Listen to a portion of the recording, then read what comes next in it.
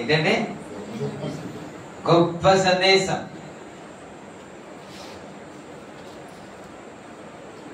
ఎప్పుడైనా వెళ్ళేదా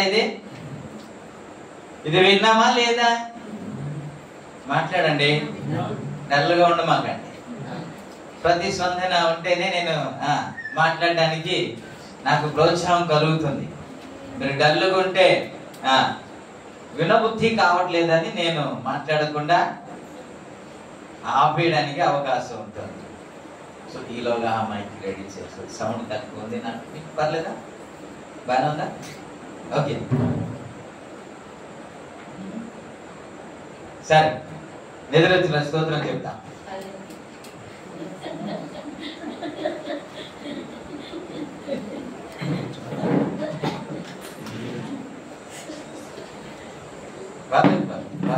అక్కడ చూడడానికి అక్కడ డిస్టర్బ్ వద్దు, కనబడట్లేదు.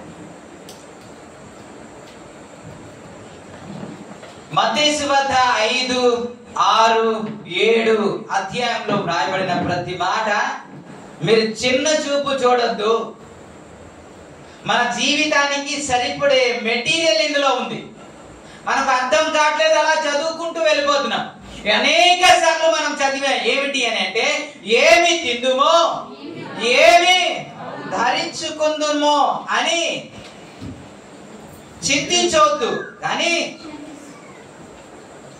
మొదట ఆయన నీతిని ఆయన రాజ్యమును వెదకండి అన్న మాట ఎన్నిసార్లు మనం చదివాం కదా? చదివామా లేదా? చదివిన వాళ్ళు స్తోత్రం చెప్పండి, చదవన హల్లెలూయా చెప్పండి. అనేక సార్లు చదివాం కదా, అర్థమైపోయిందా? అర్థమైందా? ఇందులో అర్థం అవ్వకపోవడానికి ఏముంది అండి? గొప్ప మెసేజ్ అన్నారు కదా, దేవునికి ఇందులో అర్థం అవ్వకపోవడానికి ఏముంది?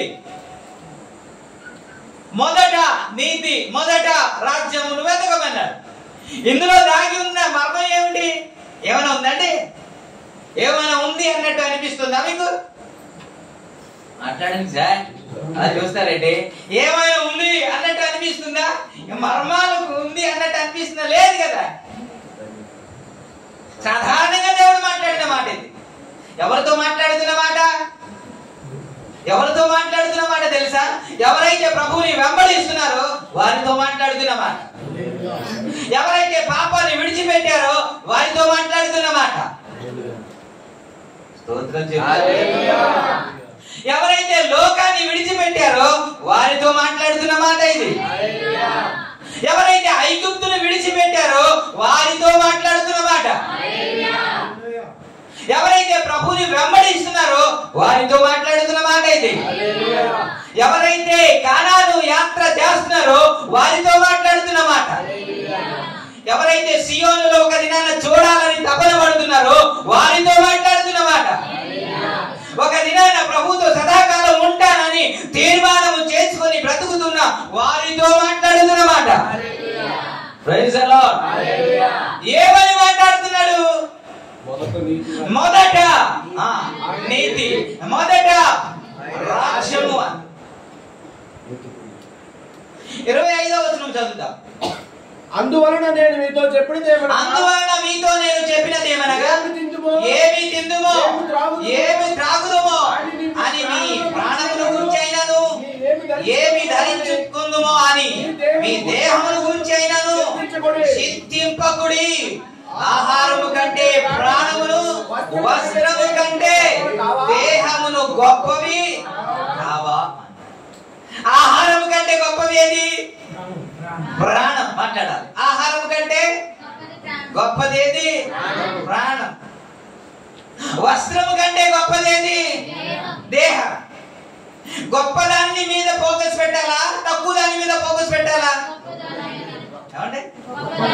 సరిగ్గా మాట్లాడండి, ఆలోచించి మాట్లాడండి.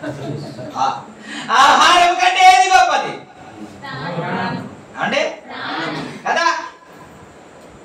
దేని గురించి మనం ప్రాధాన్యత ఇవ్వాలి? మాట్లాడింది సార్, నాకు అర్థమైపోయింది. ఏదో చెప్పాలనుకున్నాడు వీడు అనుకుంటారా? కాదు కాదు కాదు, గుర్తు చేయాలనుకుంటారు. Praise the lord. యేసు క్రీస్తు కొండ మీద ప్రసంగాన్ని ఎవరికి అర్థం కావట్లేదండి. ఇప్పుడు అర్థమైంది అనుకుంటున్నాం కానీ అర్థం కాకుండా చేస్తున్నాడు వాడు. ఇప్పుడు ఒకసారి మీరు చదవండి మత్తయి సువార్త 13వ అధ్యాయము. మత్తయి సువార్త 13వ అధ్యాయము 15వ వచనంలో మనం చదువుకుంటే, ఈ ప్రజలు కనులారా చూచి చెవులారా విని హృదయముతో గ్రహించి మనస్సు త్రిప్పుకొని నా వర్ణ స్వస్థత పొందకుండునట్లు వారి హృదయము క్రొవ్వినది, వారి చెవులు వినుటకు మందములైనవి, వారు తమ కన్నులు మూసుకొని ఉన్నారు.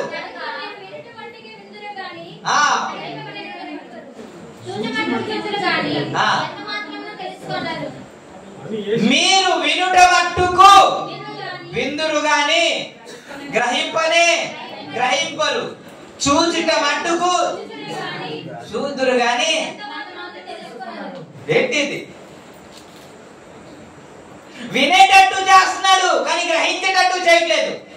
మనం వింటున్నావా లేదా? సీరియస్ గా ఉండి మాకండి స్తోత్రం చెప్పండి. మనం వింటున్నావా లేదండి? వింటున్నాం కదండి. మనం చూస్తున్నావా లేదండి? వింటున్న ప్రతిదీ అర్థమైపోయిందా అంటే ఇంకా అర్థం కాలేదు. చూస్తున్న ప్రతిదీ అర్థమైపోయిందా అంటే మనం తెలుసుకున్నామంటే ఏమీ ఇంకా తెలుసుకోలేదు. ఎందుకు అని అంటే వాడు అలా చేశాడు, వాడు అలాగా చేశాడు.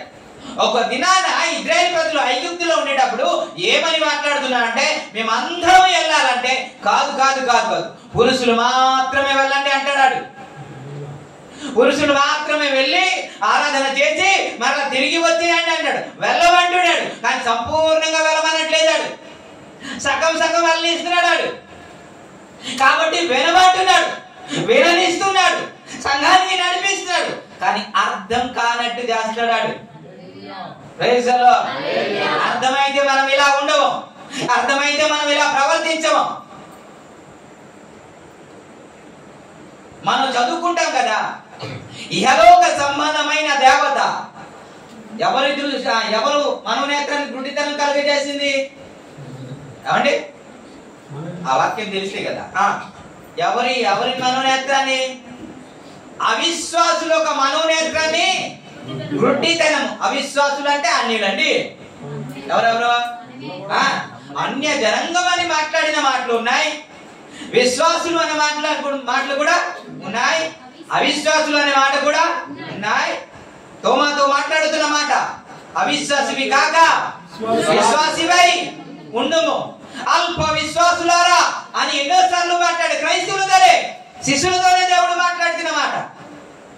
కాబట్టి ఈ మనోనేత్రాన్ని గుడ్డితనం కలుగజేసింది ఎవరిని అంటే విశ్వాసుల్నే లేకపోతే అవిశ్వాసుల్నే. వారు వింటున్నారు కానీ అర్థం కావట్లేదు, వారు చూస్తున్నారు కానీ తెలుసుకోవట్లేదు. ఏమిటి అని అంటే దేవుడు దేనికి ప్రాధాన్యత ఇవ్వాలని చెప్పాడు?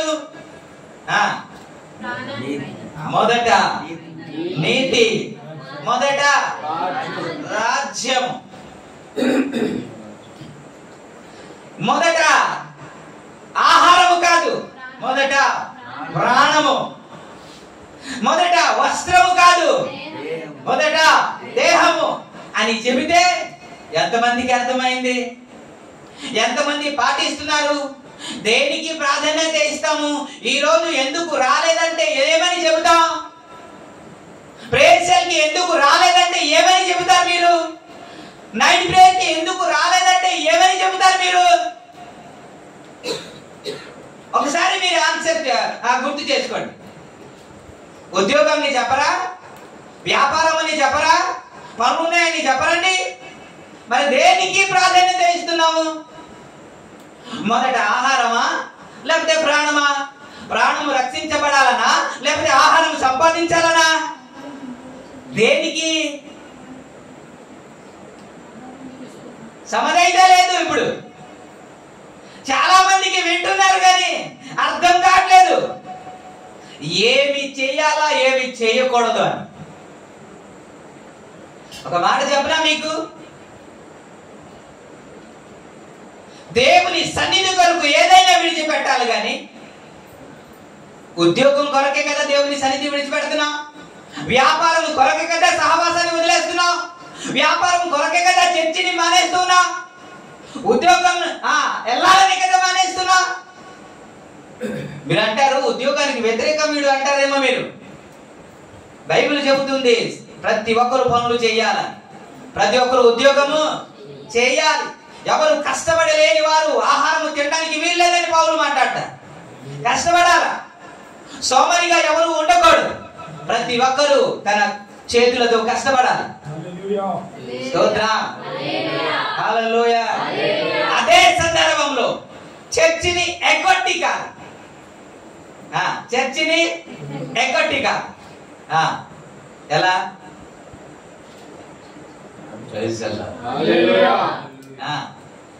పనిని ఎగ్గొట్టి దేవుని సన్నిధికి రాగలిగితే కదా దేవుడు మెచ్చుకుంటాడు. ఎవరిని మెచ్చుకుంటాడు? అయ్యా నీకు తెలుసు కదయ్యా, మా పరిస్థితి తెలుసు కదయ్యా, నా ఉద్యోగ పరిస్థితి తెలుసు కదా. ఆయనకి తెలియదా? ఏసైకి తెలియదండి? మరలా చెప్పాలా ఆయనకి?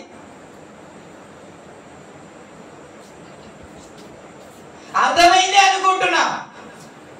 అర్థమైతే ఎందుకు? ఇప్పుడు మంట ఉంది సార్, మంటలో చేయి పెడితే కాలుద్దా లేదా? కాలుద్దా లేదా? మనకి తెలుసా లేదా? అప్పుడు ఆవిడ మంట ఉంది మనకేమో తెలుసు, అయినా చేయి పెడితే వాడికి అర్థమైనట్ట లేనట్ట అని చెప్పండి సార్. అర్థమైనట్ట? మంటలో చేయి పెడితే కాలుంది కదండి, ఇది తెలుసాడికి. అయినా ఆ మంట దగ్గరికి వెళ్ళి ఇలా చేయి పెడుతున్నాడు. ఇది బాగా తెలుసురా అంటారా? బాగా అర్థమైపోయిందిరా అంటాడా? కాదు కదా. ఆడికి అర్థం కాలేదు కాబట్టి చేయి పెడుతున్నాడు. ఆడు మనకు అర్థమైపోయింది అంటాడు. ఏంటి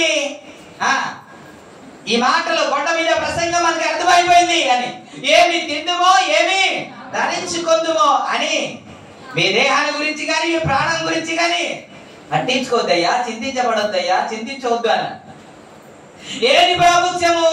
ప్రాణం. ఒక్కసారి ఆలోచన చేద్దాం. మనం సంపాదించడానికే సహవాసాన్ని మానేస్తున్నాం. సంపాదన కొరకే దేవుని సన్నిధిని వదిలేస్తున్నాం. బైబిల్ చెబుతున్న మాట ఏంటో తెలుసా? ఒకడు లోకమంతా సంపాదించి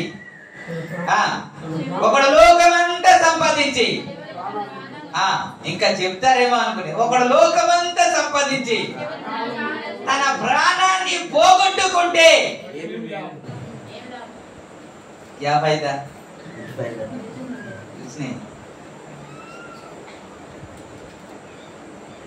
ఏ ప్రయోజనం లేదు.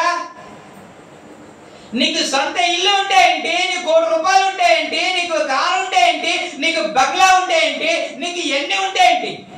ఒకటి చెప్పనా, నీకు ఎన్ని ఉన్నా సరే ఈ జానుడు పొట్ట గురించే కదా, ఎంత అన్నం గురించే కదా. ఎన్ని బంగ్లా ఉన్నా సరే 1 గంట సేపు 2 గంటలు పడుకోవడానికే కదా. అవన్నీ పైకి రాదు కదా. అవన్నీ గుటుక్కుమనిన తర్వాత మనం ఇవన్నీ పట్టుకొని వెళ్ళలేం కదా. మరి దీని గురించే కదా దేవుని సన్నిధిని వదిలేస్తున్నా. దేవుడు చెప్పింది ఏంటి? దేని గురించి కాదయ్యా, మొదట నీతి, మొదట దేవుని సహవాసం, మొదట సంఘము, మొదట ప్రార్థన, మొదట పరిచర్య. ఎవరికి అర్థమైంది? ఎవరికి అర్థం కాదు. అయినా అలాగే చేస్తా, అయినా అలాగే చేస్తా. ఇది కూడా రాకడలో సందేశం మీ జ్ఞాపకం చేస్తా. ఐగుప్తు దేశంలో ప్రజలు ఉండేటప్పుడు వారు ఏడ్చారంట. నిర్గమకాండం 3వ అధ్యాయం 7వ వచనంలో కానీ మనం చూస్తే 7-8లో వారు ఏడ్చారంట, వారు కన్నీరు కార్చారంట. ప్రభు సన్నిధిలో బలపెట్టారయ్యా, అయ్యా మమ్మల్ని కరుణించయ్యా, మమ్మల్ని విడిపించయ్యా, మమ్మల్ని ఎందులో నుంచి బానిసత్వం నుంచి మమ్మల్ని కాపాడని వారు ప్రార్థన చేశారంట. మరియు యెహోవా ఇట్లనెను, ఆ నేను ఐగుప్తులో ఉన్న నా ప్రజల బాధను నిశ్చయముగా చూచితిని. పనులు తమను కష్టపెట్టు వారిని బట్టి వారు పెట్టిన మొరను వింటిని. వారి దుఃఖములు నాకు తెలిసే ఉన్నవి. కాబట్టి ఐగుప్తు చేతుల్లో నుండి వారిని విడిపించుటకు ఆ దేశం నుండి విశాలమైన మంచి దేశములకు, అనగా కానానీయులను, హిత్తీయులను, అమోనీయులను, పెర్జీయులను, హివీయులను, యెబూసీయులను, నివాస స్థలమైన పాలు తేనెలు ప్రవహించే దేశములకు వారిని నడిపించుదును. దిగి వచ్చి ఉన్నాను. మంచి స్తోత్రం చెప్దాం. దిగులతో ఉన్నవారు స్తోత్రం చెప్దాం. భయంతో ఉన్నవారు స్తోత్రం చెప్దాం. బాధపడుతున్నవారు మీరు ఏమి వింటున్నారో జాగ్రత్తగా. ఇప్పుడు వారు ప్రార్థన చేశారా లేదా? వారు ఏడ్చారా లేదా? వారు కన్నీరు కార్చాడా లేదా? వారు కన్నీరు కారిస్తే కదా ఒక దైవ సేవకుడైన మోసేని పంపించాడు. ఆ మోసే అనే దైవ సేవకుడిని పంపించేటప్పటికి, అయ్యా నేను పంపిస్తున్నాను రా, అయితే రా అంటే ఎన్నిసార్లు అయ్యా నేను వెళ్ళలేనయ్యా అక్కడికి వెళ్తే వారు వినరయ్యా అని ఎన్నిసార్లు తప్పించుకోవడానికి ప్రయత్నం చేసినప్పటికీ కూడా మోసేను పట్టుకొని అతడు వెళ్ళే వరకు అతనితో మాట్లాడి ఐగుప్తు దేశానికి పంపించాడు కదా. ఐగుప్తు దేశానికి పంపించిన తర్వాత అక్కడ వెంటనే విడుదల వచ్చిందా అంటే ఫరో మాట వెళ్ళలేదు కదా. ఎన్నో అద్భుతాలు చేస్తే అనేక సందర్భాలు ఇంకోసారి నా ముఖం చూడండి, నీ ముఖం నాకు చూపించుకు అని మాటలు మాట్లాడినప్పటికీ కూడా అక్కడ ఉండి అనేక అద్భుతాలు దేవుడు చేసిన తర్వాత విడుదల పొందారు కదా కదండి. అంతేనా? అలా విడుదల పొంది ముందుకు వచ్చేసిన తర్వాత ఇప్పుడు కొంత దూరం ప్రయాణం చేసిన తర్వాత వీళ్ళు మాట్లాడుతున్న మాట ఒకసారి చూడండి. ఏమని మాట్లాడతారు? ఇంకా రిఫరెన్స్ నేను చెప్పలే. ఏమని మాట్లాడతారంటే, కొంత దూరం వచ్చేసిన తర్వాత వారు ఏదైతే పిండి తెచ్చుకున్నారు కదండి, పిండి ముద్దలు పిసికి తెచ్చుకున్నారు కదా, చపాతీలు చేస్తారు కదండి, అది తెచ్చుకున్నారు. అయిపోయిన తర్వాత వీరు ఏం మాట్లాడుతున్నారంటే, ఇదిగో నువ్వు తీసుకొచ్చావుగా, మమ్మల్ని తెచ్చావు కదా, ఇప్పుడు ఆహారం లేదు, ఏం చేయమంటావు? అందుకనే నువ్వు తెచ్చింది అంటున్నారు వీళ్ళు. ప్రార్థన చేసింది ఎవరు? ఏమంటే పోనీలే అని కనికరించి ప్రభు సన్నిధిలో ప్రార్థన చేసి ఆహారాన్ని ఇచ్చేటట్టు దేవుడి దగ్గర ప్రార్థన చేస్తే మన్నాను పంపించాడు. మన్నా పంపించిన తర్వాత కొంతకాలం అయింది, వారు తింటూ ఉన్నారు. నిజంగా ఆ టేస్ట్ ఎలా ఉంటుంది? చాలా టేస్ట్గా ఉంటుంది, భలే ఉంటుంది అన్నట్టు కదా రాశాడు. మరి ఇంత తింటూ ఉంటే సంతోషించలే. వారు ఏమంటున్నారంటే, ఏంటి ఒకటే మెను, మరి మార్చాలి కదా, ఎన్ని రోజులు ఇలా తింటా? ఏంటి విడిపించినందుక? ఏమంటే విమోచించినందుక? దేనికి పెట్టాలి? ఇందుకి పిల్లలు కూడా తల్లిదండ్రులకి డిమాండ్ చేస్తూ ఉంటారు, నాకు ఎందుకు ఇవ్వు, నాకు ఎందుకు కొనవు, నాకు ఎందుకు తీసుకెళ్ళవు అంటూ ఉంటారు. ఏమి ఇచ్చారని ఇప్పటి వరకు మీరు? ఏమి ఇచ్చారని పిల్లలు తల్లిదండ్రులకి? కన్నందుక ఇంత డిమాండ్? లేకపోతే పెద్దవారు అయిన తర్వాత మీకు ఉద్యోగం వచ్చిన తర్వాత ఏమైనా పోషిస్తారనా తల్లిదండ్రులకి? లేదు కదా. పోషిస్తారో వదిలేస్తారో పట్టించుకోవడం మానేస్తారో తెలియదు కదా. అయినప్పుడు కన్నందుకు ఇవన్నీ చేస్తున్నారు. ఇవన్నీ చేస్తే మళ్ళీ డిమాండ్, ఇది ఇవ్వాలి అది ఇవ్వాలి అని.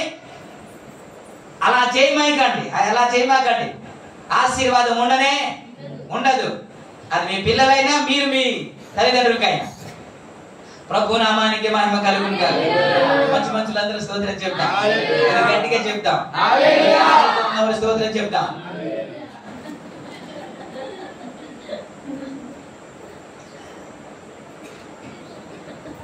అలా కొంత దూరం వచ్చిన తర్వాత ఏంటి? శాకాహారమే, ఏం లేదా? మరి అందుకనే తీసుకొచ్చా అని అంటే ప్రభు సన్నిధిలో ప్రార్థన చేస్తే దేవుడు మరలా ముక్కలు ఇచ్చాడు. దేవునికి స్తోత్రం. ఆ ముక్కలు కూడా మామూలుగా తెలియలేదు, రెండు మూడు కాదంట, పేకమోయి తిన్నారంట. ఎలాంటి వాళ్ళు ఉంటారు ఒకసారి ఆలోచించండి. కొంతమంది మాట్లాడుకుంటారు, అయ్యా నా ముద్దుకు కానీ ముక్కలు వస్తే ఇంకా అడ్డు ఆపు ఉండదయ్యా, ఇంకా వెళ్ళిపోద్ది అనేసి అంటూ ఉంటారు. ముక్కలున్నా లేకపోయినా లిమిట్ లో ఉండాలి. దేవునికి అప్పుడే శరీరం కూడా మధ్యప్రదేశ్ కూడా లిమిట్ లోనే ఉంటుంది. ఇది లిమిట్ లేకుండా మధ్యప్రదేశ్ అది కూడా లిమిట్ లేకుండా వస్తుంది. అప్పుడు కూర్చోలేక, నడవలేక, పరుగెట్టలేక బాధపడిపోవాలి. కాబట్టి ప్రతిదానికి లిమిట్ ఉండాలి. ఇలా ఫ్రీగా దొరికింది కదా అని కొంతమంది అంటారు కదా, ఫ్రీగా దొరికితే ఫినాయిల్ కూడా ఫ్రీగా దొరికింది, కష్టపడలేదు కదా, ఇంకా బేగమై తింటున్నారు వీళ్ళు. ఎంత మాంసాహారి అయి ఉంటారో ఒకసారి ఆలోచించండి. దేవుడు అంతగా పెట్టాడు. కొంత దూరం అయిన తర్వాత నీళ్ళైపోతే మరలా ఏమంటున్నారంటే, ఎందుకు తీసుకొచ్చావు నువ్వు? చంపడానికా? ఇక్కడ నీళ్ళు లేదు, ఏం లేదు. మరి ఏమి ఇచ్చారు చెప్పండి ఇజ్రాయెల్ ప్రజలు వీళ్ళకి? మోసేకి ఏమైనా ఇచ్చారండి? కొంత సొమ్మైనా ఇచ్చారా? ఏమైనా దశమ భాగం ఇక్కడ స్టార్ట్ అయిందా? ఏం లేదు, ఇంకా స్టార్ట్ అవ్వలే. ఇంకా మీరు చెప్పండి, మోసే ఏది సంపాదించాడని బైబిల్లో రాయబడలేదు, ఫినాన్షియల్ గా అస్సలు రాయబడలేదు. అంటే దాని గురించి ఆయన ప్రాధాన్యత ఇవ్వలేదు అని అర్థం. ప్రభునామానికి మహిమ హల్లెలూయా. ఇలా దేవుడు బండను చీల్చి ఏం చేశాడంటే నీళ్ళు కూడా ఇచ్చాడండి. ఇంకా కొంత దూరం వచ్చిన తర్వాత కొన్ని పరిస్థితులు జరుగుతూ ఉంటాయి కదండి. కొన్ని అనారోగ్యాలు వస్తాయి, కొన్ని ఇబ్బందులు వస్తాయి, కొన్ని శోధనలు వస్తాయి, కొన్ని సమస్యలు వస్తాయి. ఇలా రాగానే సంఖ్యాకాండం 14వ అధ్యాయంలో 4వ వచనంలో వీరు ఏమంటున్నారు అని అంటే, రండి మనము ఒకరిని నాయకుడుగా నియమించుకొని మరలా ఐగుప్తు దేశానికి వెళ్ళిపోదాము అంటున్నారు వీళ్ళు. తీసారండి? తీసారా? పేజ్ నెంబర్ చెప్పండి, పేజ్ నెంబర్ చెప్పండి. అక్కడ ఏమని మాట్లాడుతున్నారంటే, ఒక సమస్య వచ్చిందండి, ఒక ఇబ్బంది వచ్చిందండి. ఇప్పుడు ఏమంటున్నారంటే, రండి మనం ఎక్కడి నుండి వచ్చామో, మరి నువ్వు వెళ్ళిపోతే దేవునికి నష్టం, మరి పరలోక రాజ్యంలో లైట్ ఎలగదు, మరి నువ్వు వస్తేనే అక్కడ కలగా ఉంటది, మరి అందుకే బాబు రారా బాబు అని అంటారు మరి కదా. వీడు కానీ మళ్ళా ఐగుప్తుకు వెళ్ళిపోతే ఎవరికి నష్టం? మోసేగా నష్టము, పోనీ దేవునికా నష్టము? మాట్లాడలేదు. మీరు ఎందుకు సీరియస్ గా ఉన్నారు? సీరియస్ మూడ్ నుంచి రండి, దేవునికి స్తోత్రం. మొబైల్ సైలెంట్ మూడ్ పెట్టండి, కానీ మీ మైండ్ మాత్రం యాక్టివ్ మూడ్ లో పెట్టండి, దేవునికి స్తోత్రం. మొబైల్ ఏమో యాక్టివ్ మూడ్ లో పెట్టేసి మీరేమో సైలెంట్ మూడ్ లోకి వెళ్ళిపోతున్నారు. ప్రభు మీకు మంచి మనసు ఇచ్చునుగా. ఆమేన్ కూడా అంటలేదు మీరు. స్తోత్రం, హల్లెలూయా. ప్రభు నామానికి మహిమ కలుగును. ఒకరిని నియమించి మళ్ళా వెళ్ళిపోతారంట. ఏడ్చేది ఎవరు? ఏడ్చింది ఎవరండి? ప్రార్థన చేసింది ఎవరండి? అయ్యా నన్ను విడిపించని ప్రార్థన చేసింది ఎవరు? వాళ్ళే కదండి. వాళ్ళే ప్రార్థన చేసిన తర్వాత ప్రభు కనికరించి దిగి వచ్చి విడిపించి తీసుకొచ్చిన తర్వాత సర్వస్వం చూస్తున్నప్పుడు ఇప్పుడు ఎర్ర సముద్రం వచ్చింది. ఎర్ర సముద్రం పాయలు చేయలేదండి. ముందుకు వచ్చిన తర్వాత నీళ్ళు లేదు, బండను చీల్చేసి నీళ్ళు ఇవ్వలేదండి. ఆహారం లేదు, ఆకాశము చీల్చి మన్న ఇవ్వలేదండి. ఇచ్చడా లేదా? ఎవరైనా వారి మీదకి శత్రువులు వచ్చినప్పుడు విజయాన్ని ఇవ్వలేదా? ఎన్ని చేస్తున్నప్పటికీ కూడా ఒక చిన్ని సమస్య రాగానే ఇప్పుడు ఏమంటున్నారంటే, మరలా ఎక్కడికి వెళ్ళిపోవాలా? నేను అంటాను, నేను వాక్యం చెబుతున్నాను కదా, నేను గాని ఆగిపోతే ఈ పరిచర్య ఆగిపోద్దా? మాట్లాడాలి. రవి రాకపోతే పరిచర్య ఆగిపోద్దా? రవి లాంటి ఎంతమంది అయినా దేవుడు లేపుతాడు. నేను రాకపోతే పరిచర్య ఆగదు, నువ్వు రాకపోతే ప్రేయర్ ఆగదు, నువ్వు రాకపోతే నైట్ ప్రేయర్ ఆగదు. కానీ నీకు ఇచ్చిన బాధ్యతను నువ్వు కోల్పోతున్నావు. వీడు అంటాడు నేను మరలా వెళ్ళిపోతాను అంటున్నాడు. ఒక సమస్య జరిగిందంట, ఇప్పుడు వెళ్ళిపోతాడు. ఎవరికి నష్టం? రాకపోతే నాకు నష్టమా? చెప్పండి. ప్రేయర్కి కానీ రాకపోతే ఎవరికి నష్టం అండి? సంఘానిగా అంటే ప్రేయర్కి రాకపోతే ఎవరికి నష్టం? నాకే వస్తున్నాడు నీకు కానీ కాదు. మోసేకి జడిపిస్తున్నారు వీళ్ళు. ఎవరిని? మోసేనే. ఇప్పుడు మోసే వచ్చి ఎలాగనాలా? ఎవరిని? ఎంత మంచోడైతే అంటే మోసే. అదే 5వ వచనం చదవండి సంఖ్యాకాండంలోనే. సర్వ సమాజం ఎదుట సాగిలపడి అనే మాట ఏదండి? నేనైతే అలా చేయలేమో గాని ఎంత మంచి దైవ సేవకుడు కదండి. అరే మీ కొరకు ఇంతగా కష్టపడితే మీరే నన్ను నడిపిస్తారు, పడరా అని అంటే సరిపోద్ది కదా. అలా చేయకుండా వారి ఎదుట సాగిలపడి బ్రతుకులాడుతున్నాడండి.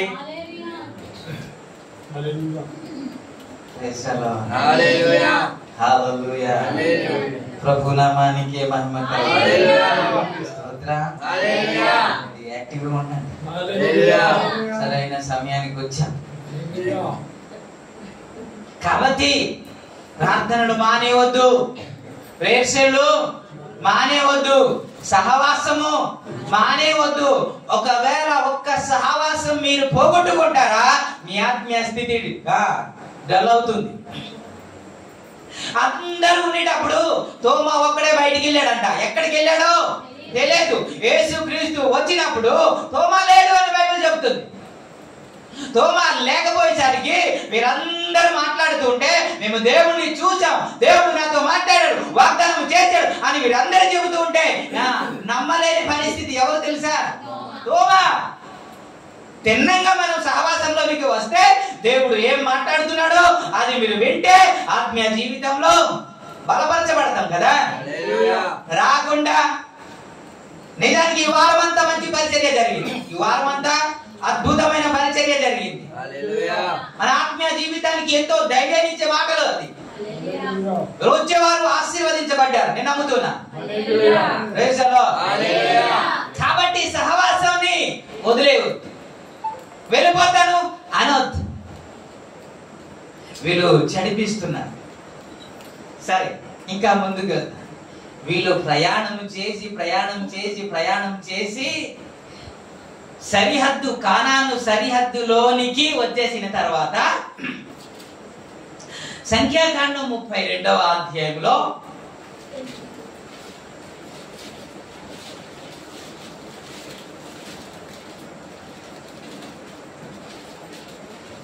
సంఖ్యాకాండం 32వ అధ్యాయంలో 1వ వచనం చదువుకొని 5వ వచనం చదువుదాం. రూబేనీయులకును గాదీయులకును అతి విస్తారమైన మందలుండెను గనుక గిలాదు ప్రదేశమును మందలకు తగిన స్థలమని తెలుసుకొని 5వ వచనం కాబట్టి మా ఎడల నీ సేవకుడైన అక్కడ నుంచి నీ సేవకులమైన మాకు మందలు కలవు కాబట్టి మా ఎడల నీకు కటాక్షము కలిగిన మమ్మను యోర్దాను అద్దరికి దాటింపక నీ దాసులమైన మాకు ఈ దేశమును స్వాస్థ్యముగా ఇవ్వాలి. ఎవరు మాట్లాడుతున్నారు? ఏమండి?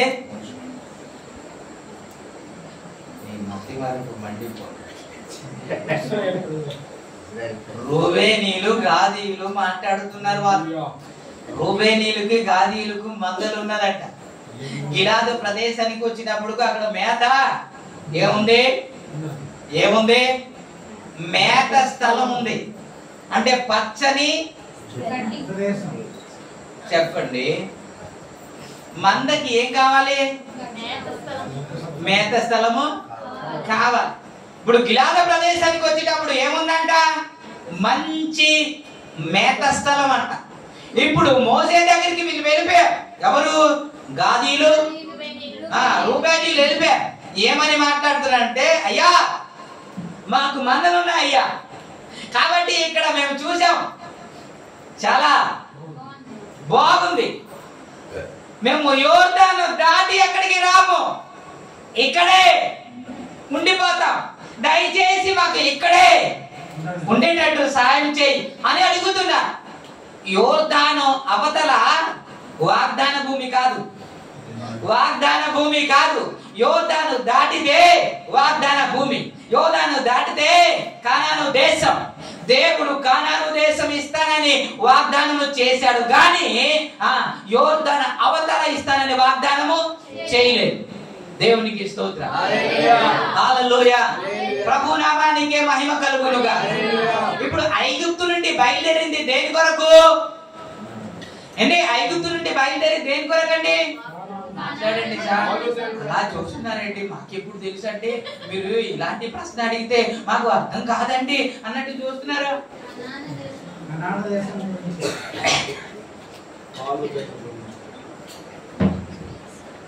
ఏమి యాత్ర మనం చేస్తున్నాం? కానాను. ఇది ఆత్మీయ యాత్ర అని పాడదాం కదా. వారు ఐగుప్తును విడిచింది దేనికి అంటే కానాను చేరుకోవడానికే కదా, వాగ్దాన భూమిని చేరుకోవడానికే కదా. దేవుడు ఏదైతే వాగ్దానం చేశాడో ఆ పాలు తేనె ప్రవహించే దేశానికి వెళ్ళిపోవాలనే కదా. ఈ భక్తి కూడా దేనికి అని అంటే ఒక దినాన పరలోకం చేరుకోవాలని. ఈ పరిచర్య దేనికి అని అంటే సదాకాలం ఒక దినాన అక్కడ ఉండాలని. ఈ భక్తి ఎందుకు అని అంటే నరకమును తప్పించబడాలని. కాబట్టి ఈ యాత్ర మన టార్గెట్ ఏంటి అంటే ఒక దినాన అక్కడికి చేరుకోవాలి. అంతేనా ఇంకేమైనా ఉందా? అంతేనా ఇంకేమైనా ఉందా? మాట్లాడండి సార్. ఇంకా ఉందండి మధ్యలోనే మీరేమో ఇక్కడ చెప్తే బాగుంది అన్నట్టు మీరు చూస్తున్నా. అంతే కదండి, భక్తి అంతా అంతే కదండి, ఆ ప్రయాస అంతా అంతే కదండి. ఇప్పుడు కానాను దేశానికి బయలుదేరారు, కానాను దేశానికి వెళ్ళాలని బయలుదేరారు. కానీ ఇప్పుడు యోర్దాను ప్రాంతానికి వచ్చిన తర్వాత యోర్దాను దాటితే వాగ్దాన భూమి, యోర్దాను దాటితే కానాను దేశము, యోర్దాను దాటితే దేవుడు ఏదైతే ప్రామిస్ చేశాడో ఆ దేశానికి వెళ్ళిపోతారు. ఇప్పుడు ఏమంటున్నారంటే వీళ్ళకి కనబడిందంటే ఏం కనబడింది? ఏంటంటే గడ్డి గడ్డి కనబడిందండి. ఏంటి కనబడింది? గడ్డి కనబడితే అయ్యా మేము అక్కడికి రామయ్యా అంటున్నారు. ఎక్కడికి రారంట? వాగ్దాన దేశానికి రారంట, కానాను దేశానికి రాదంట. మీరు ఎక్కడికైతే వెళ్తున్నారు మేము అక్కడికి రాము. ఎందుకని అని అంటే ఇక్కడ గడ్డి ఉంది. ఏముంది? గడ్డి.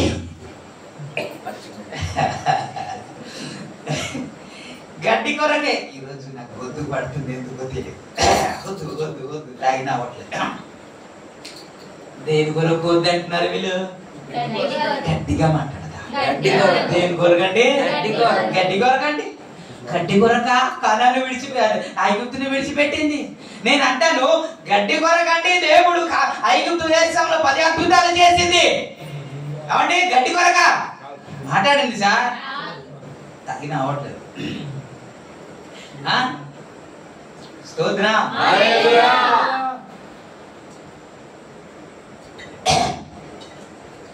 దేవుడు ఎర్ర సముద్రంలో పాయలు చేసింది గడ్డి కొరక. చెప్పండి సార్. ఆకాశమును చీల్చి 40 సంవత్సరాలు మన్నా కురిపించి పోషించింది గడ్డి కొరకండి. మరి ఇంతవరకు ప్రయాణము చేసింది గడ్డి కొరకండి. శత్రువులు నీ ఎదుట నిలబడినప్పుడు వారి గుండెల్లో వణుకు పుట్టించి విజయాన్ని సాధించింది దాని కొరకండి, గడ్డి కొరక. మరి గడ్డి కనబడగానే ఏమంటున్నాడంటే అయ్యా మాకు ఇక్కడ గడ్డి ఉంది, అయ్యా ఈ గడ్డి ఉంది, ఇంకా అక్కడికి మేము ఎక్కడికి రారంట? వాగ్దాన దేశం వద్దంట. దీన్ని బట్టి అంటే ఈ రోజు చర్చికి ఎందుకు రాలేదు తెలుసా? గడ్డి కొరకే. దేని కొరకు? ఎవరైనా అడగండి. గడ్డి కొరకు సార్ రాలేదు.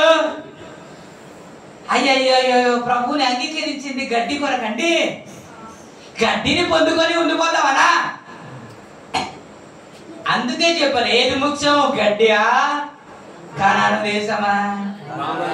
ఏమండి? ఆహారమా లేకపోతే ప్రాణమా? వస్త్రమా లేకపోతే దేహమా? అందుకే చెప్పాను ఇది మనకి సమరైతే లేదు, మనకు అర్థం కావట్లేదు సార్.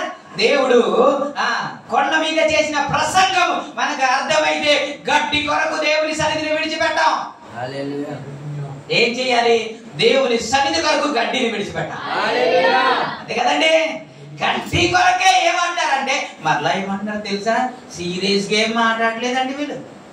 మీరు 5వ వచనం చదువుకున్నారు కదండి. అయ్యా మాకు మందులు ఉన్నాయని తెలుసు కదయ్యా కదా. సీరియస్ గా ఏం మాట్లాడలేదు.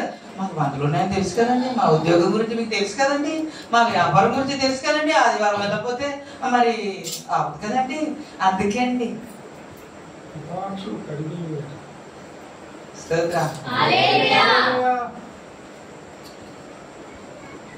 గడ్డి కొరకు ఆగిపోయారు సార్ వీళ్ళు. ఇంకో మాట అడుగుతాను మీకు. అక్కడ మీరు వెళ్ళక ముందు ఇప్పుడు మనం 8వ వచనంలో నిర్గమకాండం చూడొద్దు. నిర్గమకాండము 8వ వచనంలో 3వ అధ్యాయం 8వ వచనంలో మనం చదువుకున్నాం కదా. అక్కడ 7 జాతుల వారు ఉన్నారు కదా. 7 జాతుల వారు ఉంటే అక్కడ వారికి మందలు లేవంటారా? ఎవడు ఉంటాయా లేదా? ఉంటాయి కదండి. మరి మందలు ఉంటే గొర్రెలన్నీ చచ్చిపోయి అని ఏమైనా ఉందా? ఏమీ లేదు కదా. పోనీ వీరి రూబేనీయులకు గాదీయులకే ఏమైనా ఉందా మంద? అంటే మిగతా వారికి కూడా ఉన్నాయి కదా. యాకోబు ఐగుప్తు దేశానికి వెళ్ళినప్పుడు యోసేపు తన అన్నదమ్ములకి నేర్పించిన పాఠం ఏంటో తెలుసా? మీరు రాజు దగ్గర నిలబడినప్పుడు మీరు ఏం చేస్తున్నారు అని అడిగితే ఒక మాట చెప్పండి, నీ దాసులైన మేము పశువులు మంద గలవారము అని చెప్పారు. అంటే వారందరికీ పశువులు ఉన్నాయి, వారందరికీ మందలు ఉన్నాయి. కానీ మీరు ఒక్కరే వచ్చి ఏమంటారంటే ఇక్కడ పచ్చ గడ్డి కనబడుతుందండి, చాలా మంచి ఉద్యోగం సార్, ఇది లేకపోతే చాలా కష్టం సార్, అందుకే సార్ అప్పుడప్పుడు చర్చి కూడా దేని కొరకండి గడ్డి కొరకండి.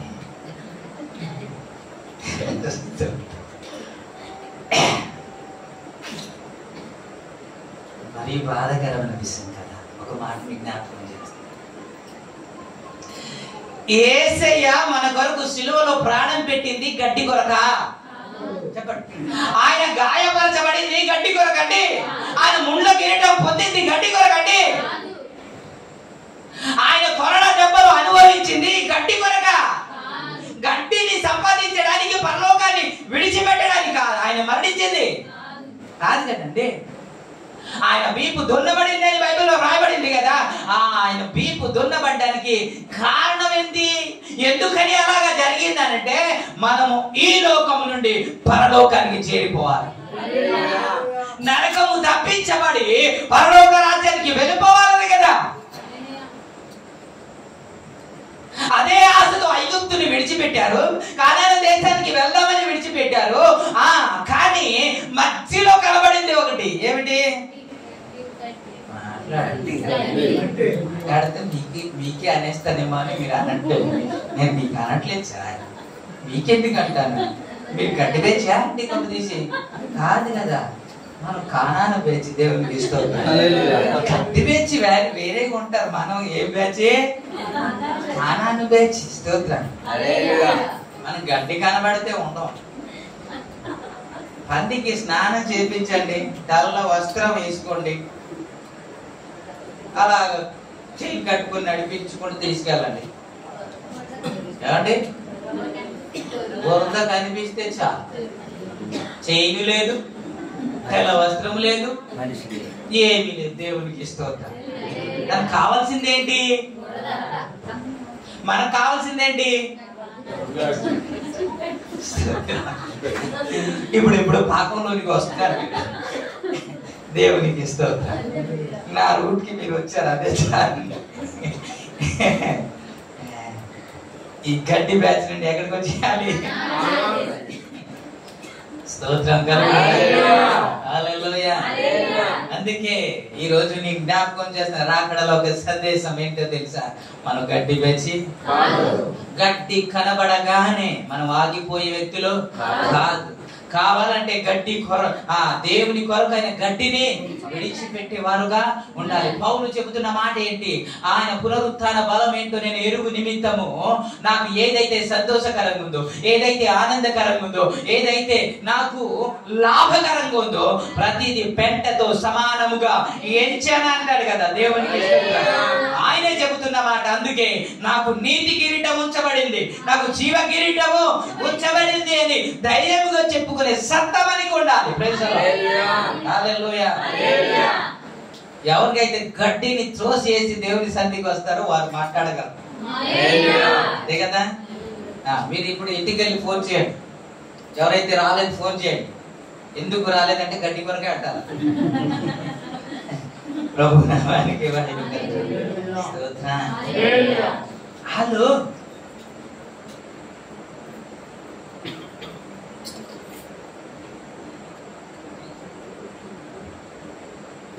సంఖ్యాకాండంలోనే ఒక మాట మీకు జ్ఞాపకం చేస్తాను.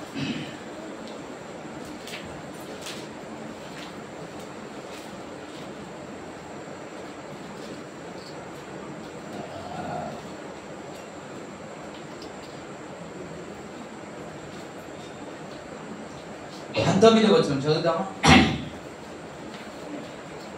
తూర్పు దిక్కున యోర్దాను యువతల మాకు స్వాస్థ్యము దొరికెను గనుక యోర్దాను అవతల దూరముగా వారితో స్వాస్థ్యము పొందమనేది. ఎవరంట? వీలే గాదీలండి, రూబేనీలు. ఏమంటారంటే మాకు యోర్దాను యువతల దొరికిపోయింది. ఏంటి? పచ్చి గడ్డి దొరికింది, మేము ఇక్కడే ఉండిపోతాం, మేము అవతలికి రాము, వారితో మాకు స్వాస్థ్యము వద్దు అంటున్నారు. ఆ మాట మీరు చదవండి. వారితో స్వాస్థ్యము మాకు వద్దు, పొందము అంటున్నారు. అర్థం కావట్లేదు వీళ్ళు. కొంతమంది పరలోకమే వద్దు అనుకుంటున్నారు.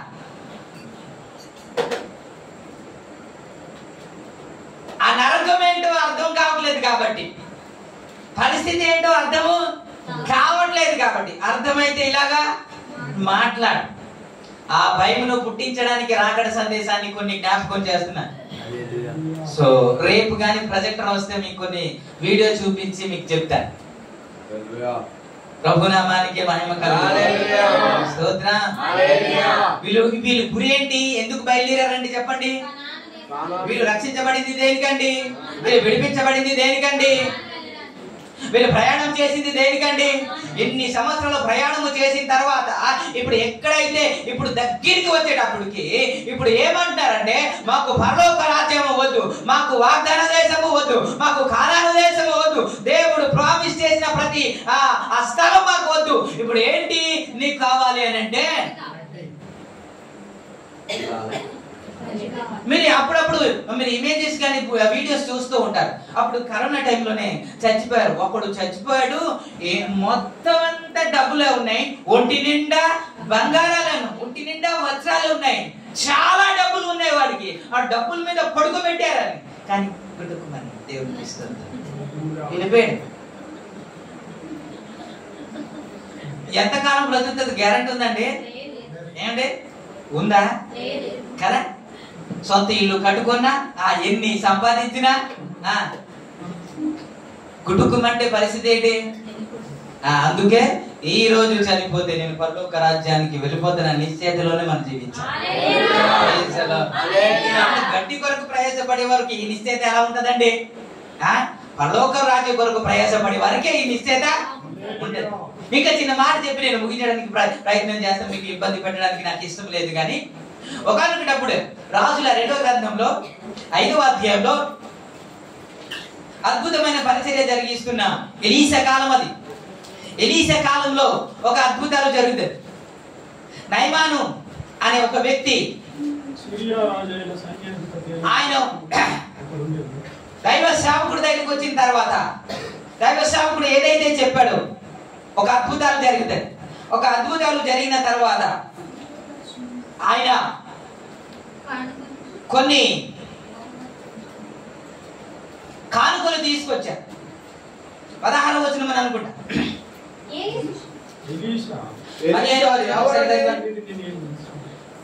ఎలీషా ఎవరైనా సన్నిధిని నేను నిలవబడుచున్నాను. 15వ వచనం చదువుతాం. అప్పుడు అతడు తన పరివారముతో కూడా దైవజనుడి దగ్గరకు తిరిగి వచ్చి అతని ముందర నిలిచి, చిత్తగించుము, ఇశ్రాయేలులో ఉన్న దేవుడు తప్ప లోకమంతటి అందును మరి ఒక దేవుడు లేడని నేను ఎరుగుదును. ఇప్పుడు నీవు నీ దాసుడైన నా యొద్ద బహుమానము తీసుకొనుమని. ఎలీషా ఎవరి సన్నిధిలో నేను నిలబడి ఉన్నాను, ఏమీ తీసుకొనను అని చెప్పాను. బహుమానాన్ని తీసుకొస్తే ఏమంటున్నాడంటే, ఏమి నాకు అక్కర్లేదయ్యా, నాకు ఈ పరిచర్య చాలే. ఏ ఆత్ముడైనా సరే గడ్డి కొరకు ప్రయాస పడ్డు, ఏ పరలోక పౌరుడు దాని కొరకు ప్రయాస పడ్డు. మనం కష్టపడాలి, కానీ గడ్డి కొరకు దేవుని సన్నిధిని మాత్రము విడిచిపెట్టకూడదు. అక్కడ ఒక శిష్యుడు ఉన్నాడంట, ఆయన పేరే గహజీ. ఇప్పుడు డబ్బు చూడగానే ఏం మాట్లాడుతున్నాడు మీరు చదవండి 20వ వచనంలో. అంతటా దైవజనుడు ధనుడైన ఎలీషాకు సేవకుడగు గెహజీ ఈ నయమాను తీసుకొని వచ్చిన వాటిని అంగీకరించుటకు నా యజమానికి మనస్సు లేకపోయి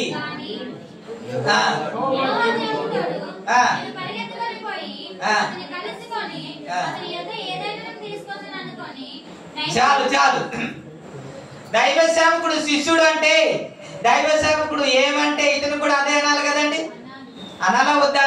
పాస్టర్ గారు ఏమంటే అదే అనాలి కదండి, అనాలా వద్దా?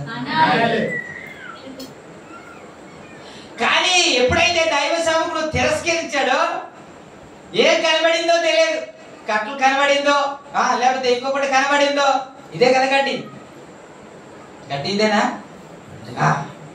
ఈ గడ్డి కనబడగానే ఇప్పుడు ఏమంటున్నాడంటే, నా దైవ సేవకుడు నా యజమానుడు దాన్ని తృణీకరించాడు, నేను కూడా దాన్ని తృణీకరించాలి.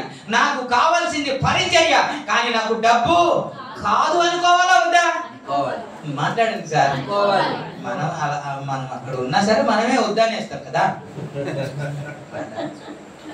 వద్దనమ్మా. ఆ బంగారు నగలు, ఆ వెండి బంగారు ఇవన్నీ కనబడుతుంటే కళ్ళు చిగేలు మన్నాయేమో. దేవునికి స్తోత్రం.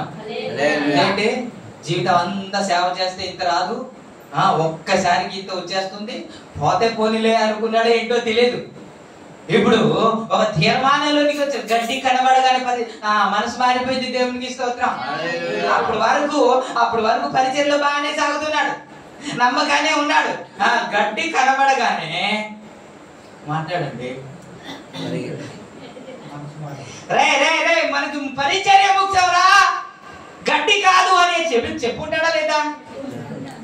అంటే ఇక్కడ వ్రాయబడిన మాట 26వ వచనంలో ఎలీషా మాట్లాడుతున్న మాట ఒకసారి చదవండి. అంతటా ఎలీషా వానితో, ఆ మనుషుడు తన రథము దిగి నిన్ను ఎదుర్కొంటకు తిరిగి వచ్చినప్పుడు నా మనస్సు నీతో కూడా రాలేదా? ద్రవ్యములు, వస్త్రములను, ఒలివ చెట్లు తోటలను, ద్రాక్ష తోటలను, గొర్రెలను, ఎడ్లను, దాసదాసులను సంపాదించుకొనుటకు ఇది సమయమా? ఎప్పుడు సార్ మాట్లాడేది? యేసుక్రీస్తు రాకముందే ఎలీషా గెహజీతో మాట్లాడుతున్న మాట కదా. అప్పుడే ఆ విధంగా మాట్లాడితే మరి ఇప్పుడు ఎంతగా పరిచర్యలో ఉండాలి, ఎంతగా ఆత్మీయతలో ఉండాలి, ఎంతగా ప్రార్థనలో సాగాలి? ఆనాడే సంపాదించే సమయం కాదు ఇది.